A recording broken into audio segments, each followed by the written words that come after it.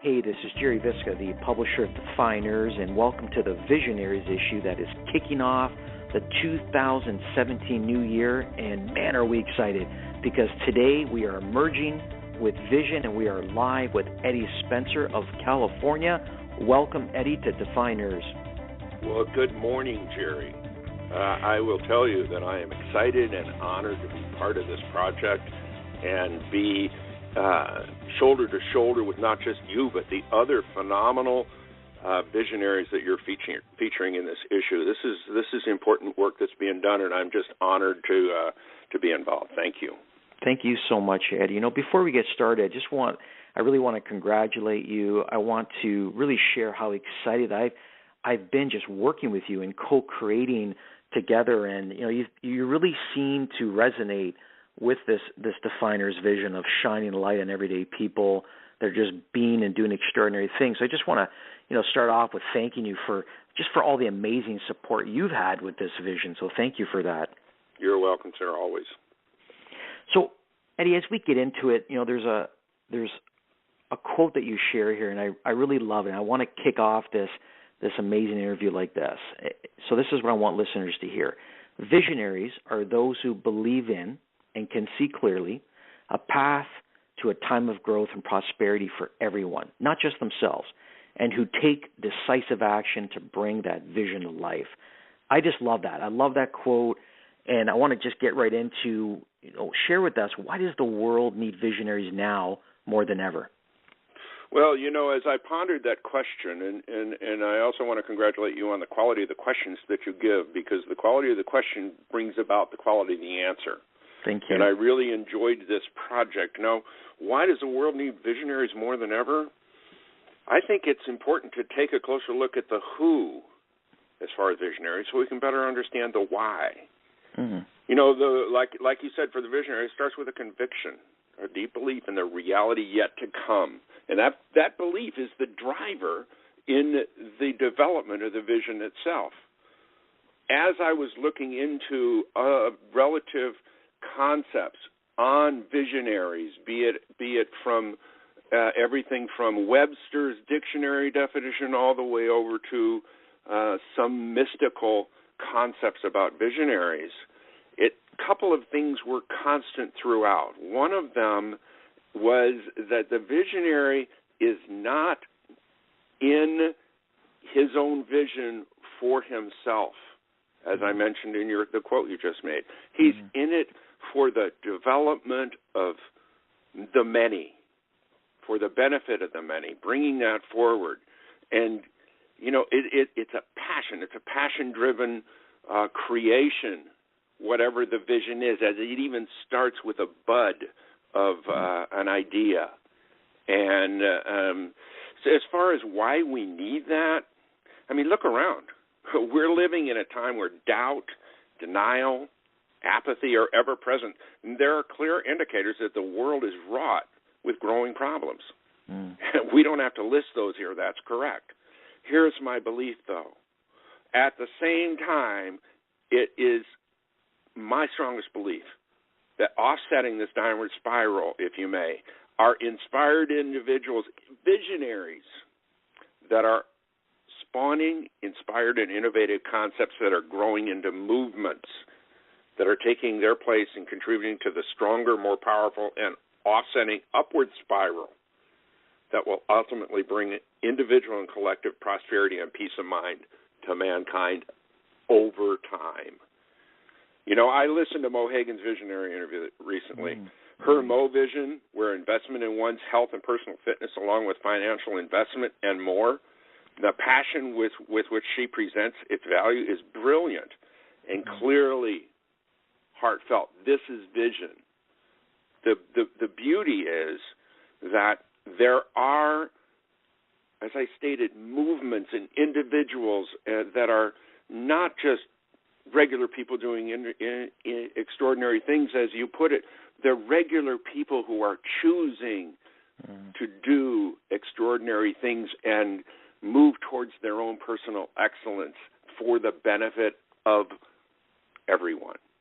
that's what visionaries are. And the world is overdue for definers, people who are defining themselves as difference makers, so their lives will have an impact not just in the present, but in the future. This is why, and I'm, like I said, I'm honored to be involved in providing my insights towards this project, because visionaries are going to be, as we'll speak as we move forward, they're going to be the game changers that will create other game changers that will create other game changers, and we will indeed change the game. I love it. I love it. I absolutely love it. I love that you bring in Mo's vision, and that's just I really admire your energy and your contribution to this issue and to this vision itself. And I love how you share about taking a look at the who. I just think that's brilliant before we can really ignite the why, and it starts off with who do you want to be. So I think that's fantastic. And I love that you every time I see you write and contribute to this publication, Eddie, what I love is that your vision is also benefiting the many. So I just think that's great. There's another quote you share here which I just love, and it goes like this: "The visionary awakens. The truth is that there is visionary in all of us." I just think that's brilliant. So, Eddie, you really resonate with this new ROI that that we've been forming, this reaching out and inspiring others, and I truly believe that's helping shift and will help shift the world's energy. So share with us, how is your vision itself, Eddie, how is it contributing to this new ROI for the world? Well, I absolutely love this question, and here's why. The beauty in this Defyeneurs process is that through these interviews, we are driven to new layers of insight. And for me, this question brought forward another most profound vision. And that is, as the next step, in order to provide the answer, another question emerged. And that question is where will these more visionaries come from? And as I pondered that, behold, a new vision awakened. In developing the answer, I was looking at where are they going to come from?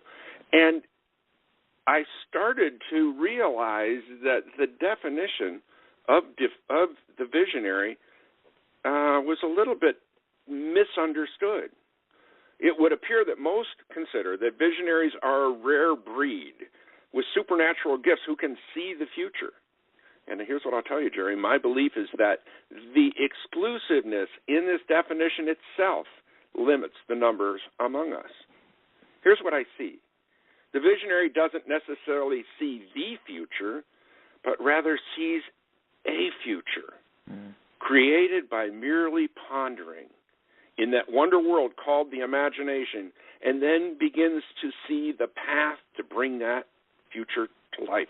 Not merely the what, but also the how. There's a certain the strength and the power of believing and conviction, in strong conviction that something that you visualize in that imagination can actually take place, can actually come to pass, feeds the view and the understanding of the path to bring that future to life. So, the visionary then awakens.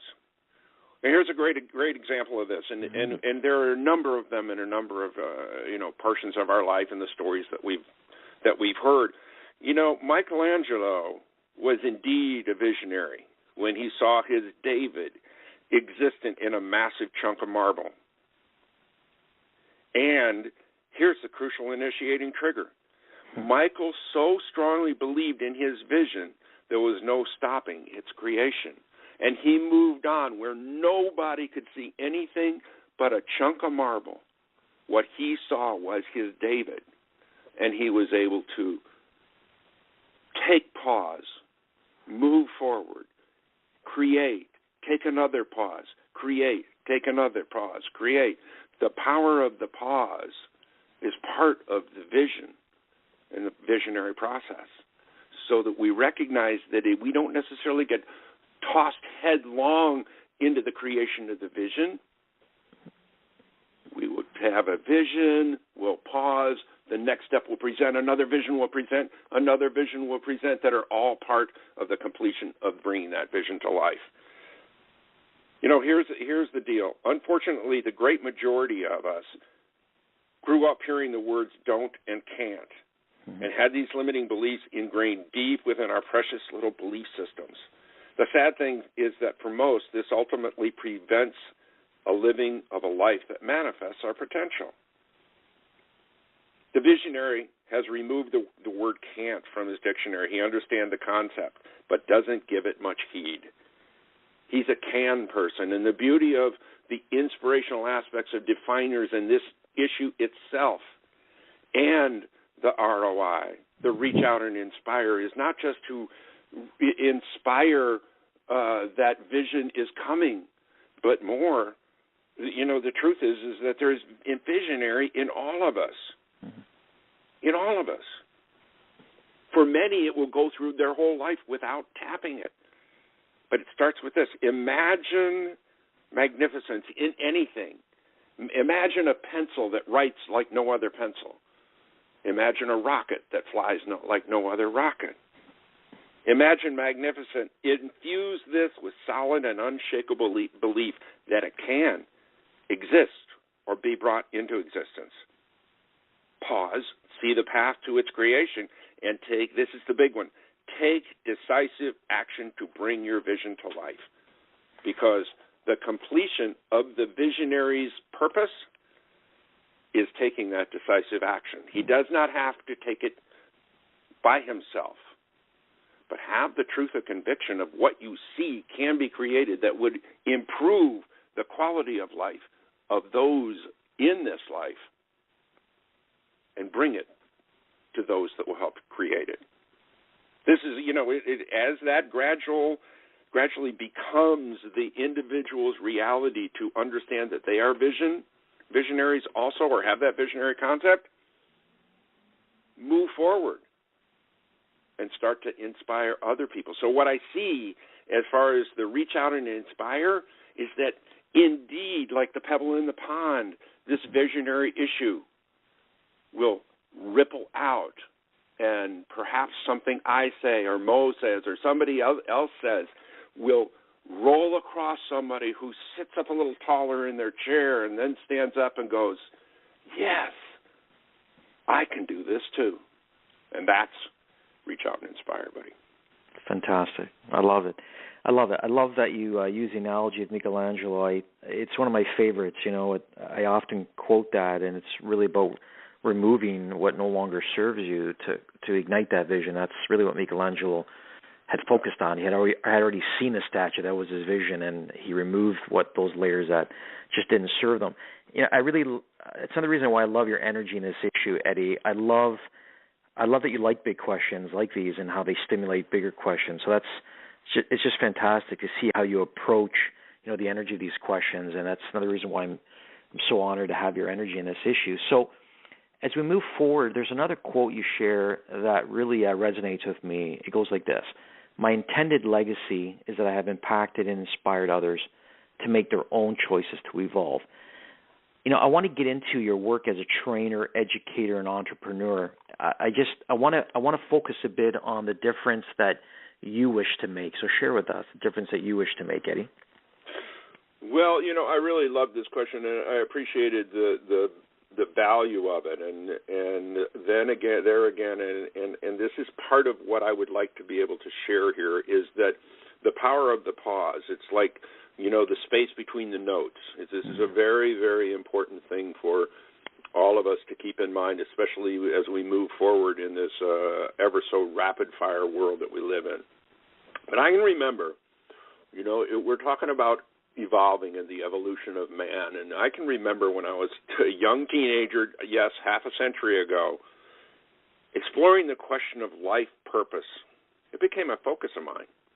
Along with most of the other teenage complexity. I wasn't weird, Jerry, just a little different, and I could feel it. I contemplated the world around me as well as the world within me, not only where I was, but how did I get here?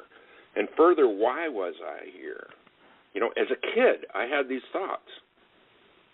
I was wondering, in the wonderment of the heavens and the stars above and the immense span of what I came to learn is the planet Earth and beyond, and all these people, what is this all about?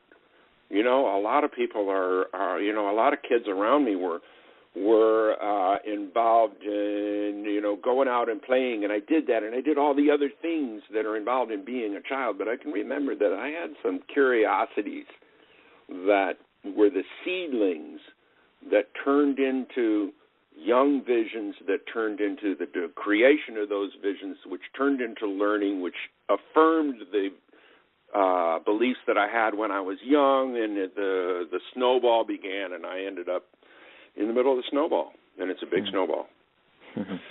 I remember clearly coming to the strongest of conclusions that mankind is here to evolve. I had a real, undeniable sense we have been placed here to ascend in thought and action, perception and performance, to question and to answer, to become better persons individually and collectively. When I speak to question and answer, I found value in that, because I saw so many, and I continue to see it in the present adult portion and the youth, is instead of questioning and pausing at the question and waiting for the answer, they're all too ready to challenge and present controversy over things they're questioning. Just question and pause and wait for the answer, because it's forthcoming. Anyway, this idea to evolve and to make that the inspiration to have others evolve and make that a driver in my life, that is the legacy that I have, and just inspiring others to recognize that to bring this type of legacy to fruition, one must move from doing to being. And by that I mean the inspirational endeavors that we're involved in, especially when it comes to self-evolution, they must become not just what we do, but we must ingrain in ourselves that this is who we are in every thought, word, and action. Individual and collective contribution to the evolution of mankind is what we're here to do, and it will bring about a magical and joyful life for our children and their children and their children and their children. One of the very curious aspects of my life that is unique is that in my late 60s, where I am, I have one and one only son, and he just turned 9. He was born when I was 58 years old. And so when I, layered in as a perfect addition to my belief about the evolution of mankind, comes finally the opportunity to be a father to a generation that comes later. And my drive with him is that he can benefit from the knowledge and perhaps wisdom and some sharing and some communication of what advantages he can get from being raised by a father who had 6 decades under his belt when he was born. Amazing. Okay, so, for many people, the next phase in the evolution, the development of the things that are core visions that start with belief and start with conviction, in this wonder world of imagination, I used all those terms before. Here's why. This is what we're about. It's not just individual progress in life. It's about collective movement forward and advancing mankind as we move forward beyond what our own lives will be. Some believe, and I believe, that we'll be able to, look down and it's like, oh, wow, that was a good one. Oh, look, that was a good one. And know that there was a spark that was sparked by a Jerry Biska and a Mo Hagan and a project called Defyeneurs. This is extraordinary work that's being done here. So, This is what will draw out the visionaries in the next generation and so on.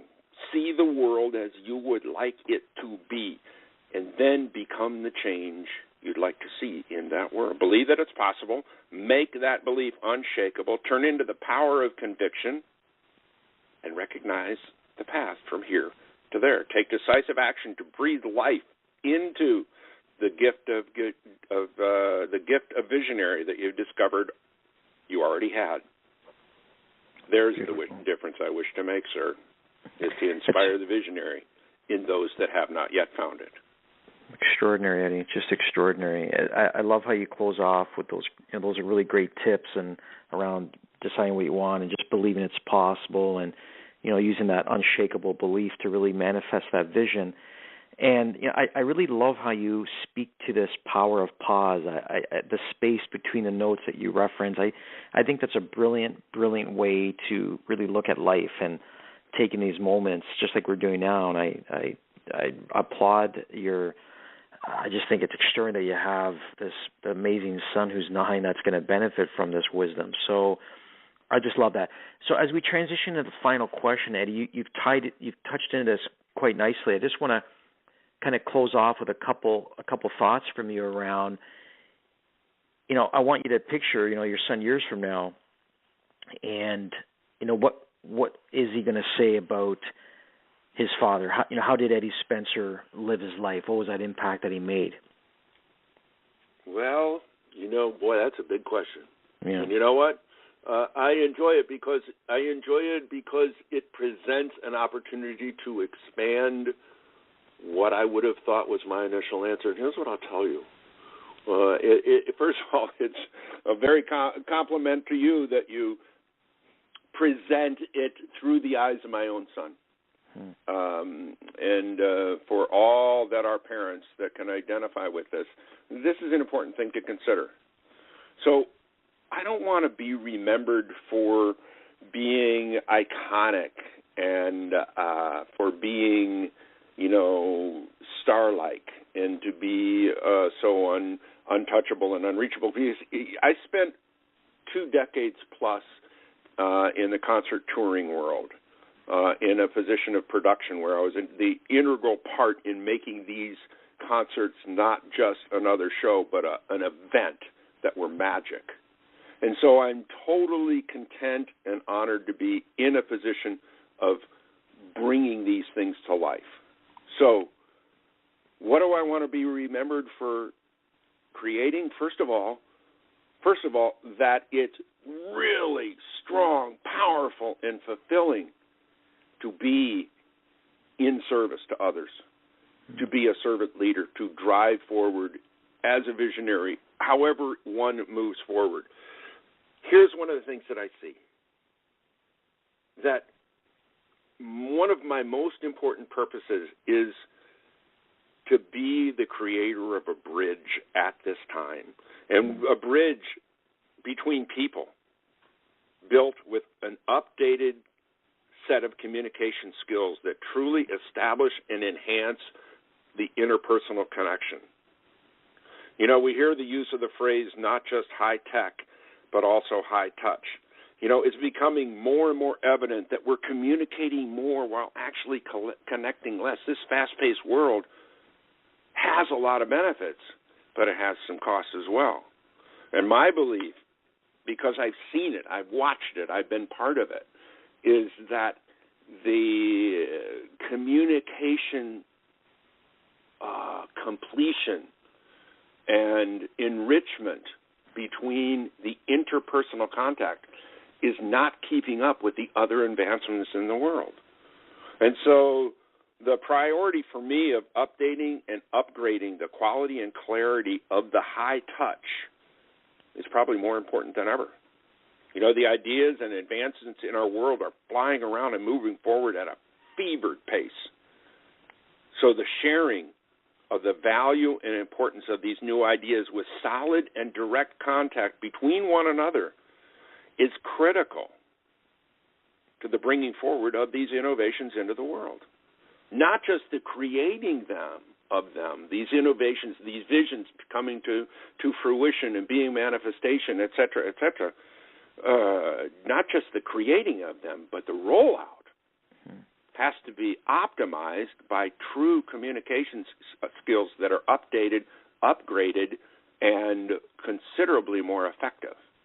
I mean, we're living in an age of transformation, Jerry. Lifestyles are being transformed. Technology is being transformed.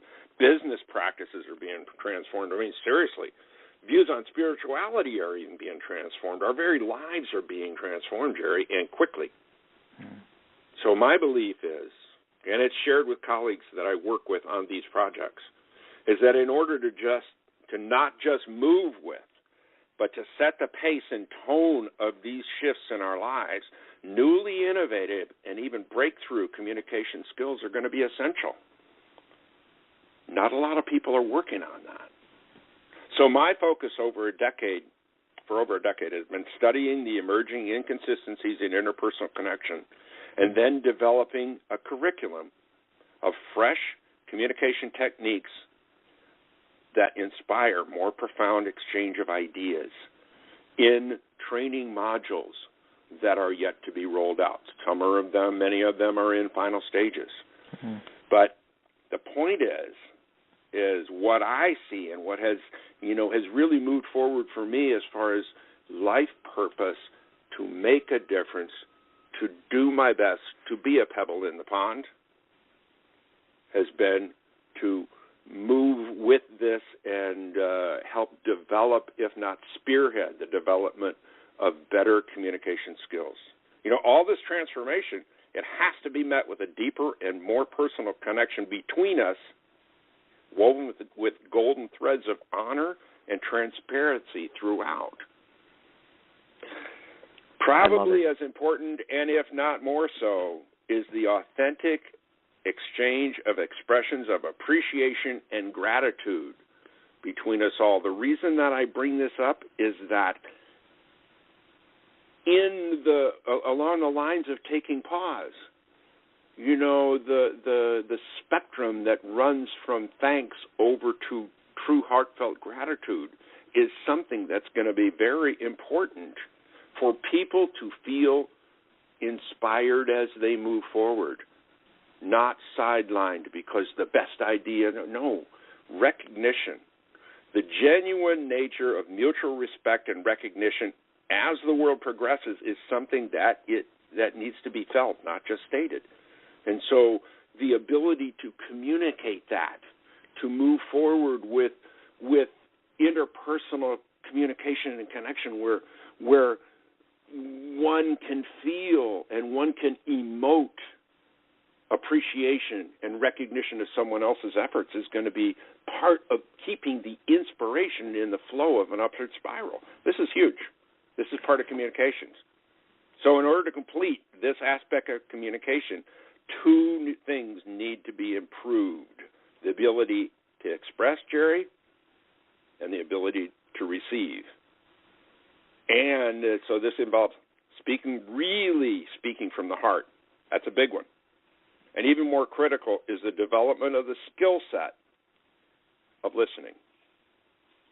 It's interesting because the whole issue, I'll call it issue, and almost crisis of interrupting and figuring out what the other person is going to say. It's interesting to watch how the icons in leadership and inspiration speak to it. Stephen Covey, who was the author of 7 Habits of Highly Effective People, he stated that people listen to shape their reply rather than to receive the information being shared. That's extremely profound. In a recent interview with Michael Beckwith, who's an inspirational leader featured in the series The Secret, he shared that listening is a communication skill that has been lost through the ages. So I have been a few years developing and practicing, trust me, practicing the art of what I've come to call active listening. It's a teachable skill that I've worked on as a module. With my extensive look into the world of listening, it's innovative and, to my understanding, has never been, the processes and the skill set that I've developed has never been seen before. And part of my things that I would like to be remembered for, Eddie Spencer helped people learn how to listen again. Again, the power in the pause. My dad helped people listen again. And you know how I know? Because he listened to me, says my boy. Braden says, my dad listened to me. And what I realized is that other people in my life weren't listening to me, but he did, and I wanted to know how he did it, because the very fact that he was listening to me in a way that I'd never seen before made me feel good. Again, it's not about me, Jerry. It's about what we can do for other people. Yeah. So, anyway, the benefits to all the conversations that involved active listening are visceral and significant, and there's more on that that'll come. You'll hear more about that.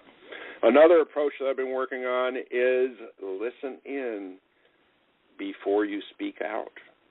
That shows us the value of pacing the outflow of the presentation of our own position, and it keeps us on point and clean while we're sharing the communicative space with the others that we're communicating to ensure a mutually productive conversation based on transparency and respect. This is the kind of thing that I want to be remembered for. Great communication cultivates great relationships, Jerry. Great relationships create a better world. And my vision, along with the other visionaries that are involved in this project, and most visionaries, I imagine, all through time, my vision is for a better world, and a better world is coming. I mean, it is indeed coming, and fast. You know, we talked about the fact that I'm a trainer, educator, and entrepreneur. In the entrepreneurial world, the innovations that are arriving are mind-blowing. We have the introduction of innovations and technologies never before seen and perhaps even imagined. This is crazy. I'm seeing offerings that involve clothing with coding woven in that triggers direct and immediate responses in the brainstem to reset fundamental functions in the body that affect not only how we move, but how we feel and how we interact. And it's woven into clothing. This is a crazy thing. I'm seeing for the first time true and complete water-soluble oil consumables that carry the ingredients with a bioavailability we've only dreamed of. For the first time, Jerry, with this process, oil and water do mix. Here's what I'm saying. What's happening is there are unimagined by many innovations that are up-leveling the quality of what I call the human experience.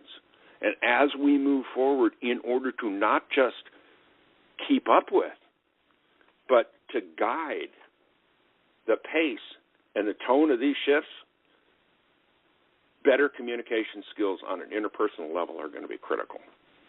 So, working with other people who are of like mind and who agree and will work together with me and other people who make communication and interpersonal connection as paramount as it needs to be as we move forward, so that we can keep the human in human experience and really bring forward, joy and peace of mind into the worlds of those that follow us. That's what I want to be remembered for.